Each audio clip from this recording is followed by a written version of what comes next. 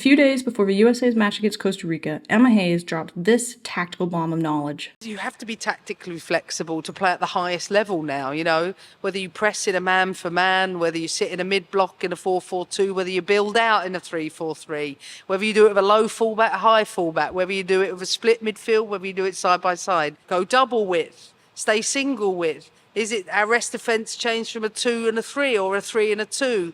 Is it that we have to go split in the 2-8 so I can get somebody else in the box? Do that 8 have to be someone who's good aerially because we don't have it good in the 9?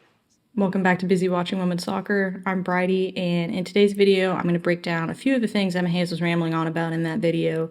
Then I'm going to show you what exactly that looks like with film from a Costa Rica match, and I think from there you'll understand why I'm not that worried about the scoreless draw. Let's get into it. 25 minutes into the game, and we got a good little peek here at the offensive structure the team is using. This is what it looks like to me, and then this is what I think it is with all the players put into their positions. The thing that I thought was really neat is so many of the concepts that Hayes talked about are visible in this formation. So let's go back and listen to what she had to say. Whether you do it with a split midfield, whether you do it side by side. A split midfield is what happens when you break your midfield up into multiple different lines. So that's been done in this example with Sam Coffey as a defensive midfielder and then Haran and Albert as central midfielders.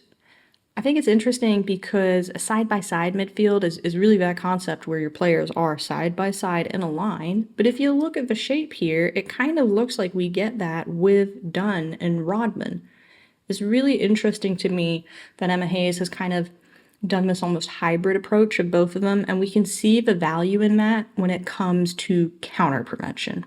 So the ball is going to get turned over here, and we're going to take a look at the position this player is in when it happens. We've got Coffey at the base of that shape, but we've also got Albert and Dunn around this player on both sides. So that hybrid shape is giving almost full coverage, and meaning this player has absolutely nowhere to play the ball, no chance.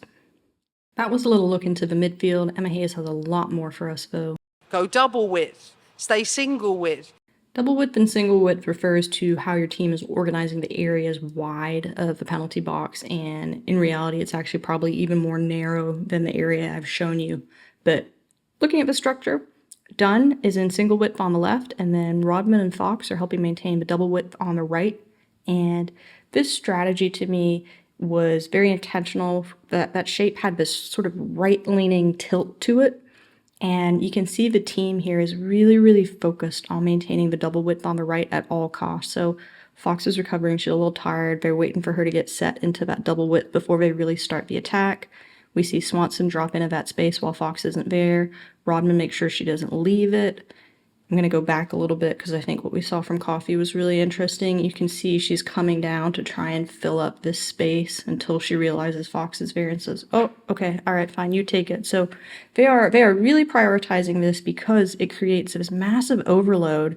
And you can see Costa Rica is doing a really good job not playing into this and not abandoning the positions that they've set for their low block. US is going to keep going back to the right on this, keep trying, but Costa Rica pretty nicely disciplined. And you'll see, it doesn't matter, right? We've moved the ball across a decent amount of the pitch, but that double width is always going to be maintained. So very clear plan there from Emma Hayes. We're getting great info here, so let's see what else Emma Hayes has for us. Is it that we have to go split in the 2-8 so I can get somebody else in the box?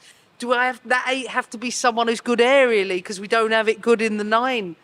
I try not to use the positional football numbers because I don't think they're all that relevant for contemporary football. But when Emma Hayes says the 8, what she's referring to is a typical central midfielder who would do that kind of box-to-box role of tracking back, helping progress things forward when you need to.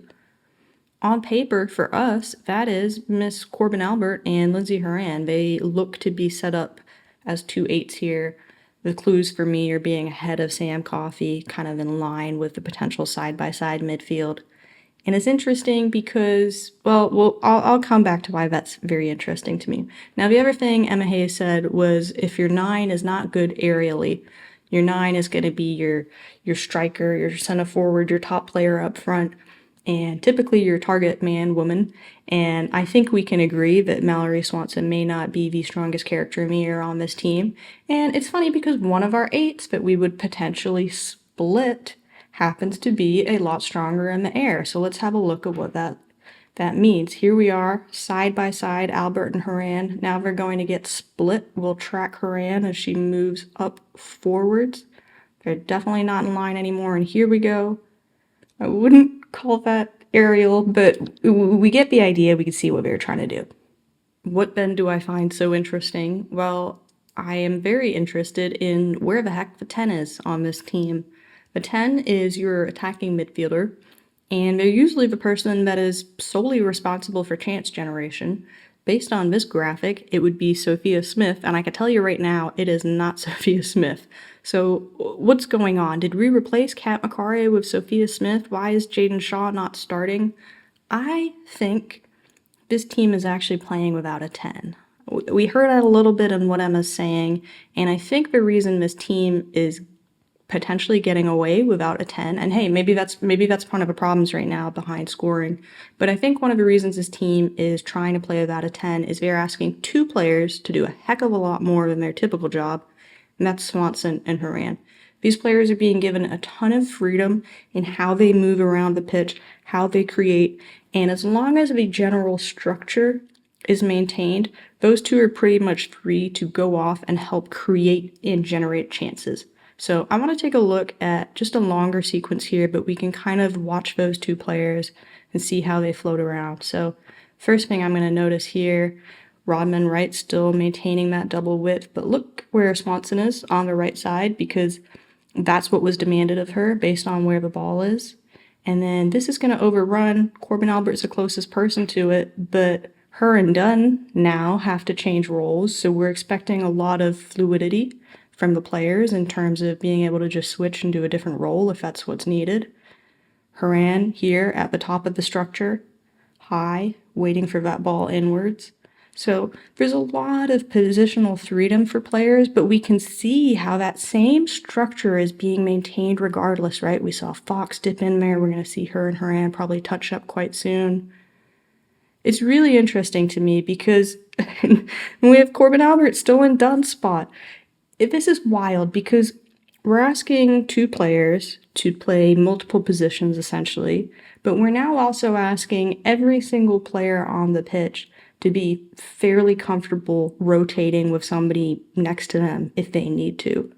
This was ultimately offside, but it's just wild to me how much motion there was back and forth, side to side, how free everybody seemed to be in their position with the structure maintained. One of the reasons I'm not all that worried about the result of this game is when I look at the offensive structure that the team started with, it's very different to what Hayes asked them to do, and I think that's a good sign for their adaptability. I'm going to throw Rodman in there, and one of the first things that stands out to me is looking similar. We've still kind of got that side-by-side midfield. We've still got that split midfield. It's just a little different in the execution. That diamond shape is still there, and that is super important for connecting the defense, the midfield, and the forward lines. So it's good to see that maintained. Now, what's different to me is we see Emily Fox. She's pushed a lot lower, which in turn pushes Gurma and Davidson over, so we've now got that 3-back shape instead of 2. And because we've pulled someone back, we have to let some of our width go. So now Trinity Rodman is over here in single width, which probably changes how she plays the game a little bit. I just think this is really interesting that the structure that we saw Hayes pull out 25 minutes into the game was really designed just to break down the low, extra low block of Costa Rica. So I think it's pretty impressive to see a team that's only had 3 games under this coach come together so early into the game and execute something completely different to probably what they went in planning to do. And they executed it pretty well. Let's forget, they haven't conceded a single goal under Emma Hayes yet. Another reason I'm not all that worried about the result of this game is because I feel like Emma Hayes is doing her absolute most to not give away information. They haven't showed us a ton of different looks, and nowhere is that more true than with set pieces. There was an insane amount of corners in this game. I probably should have looked up how many, but none of them were successful.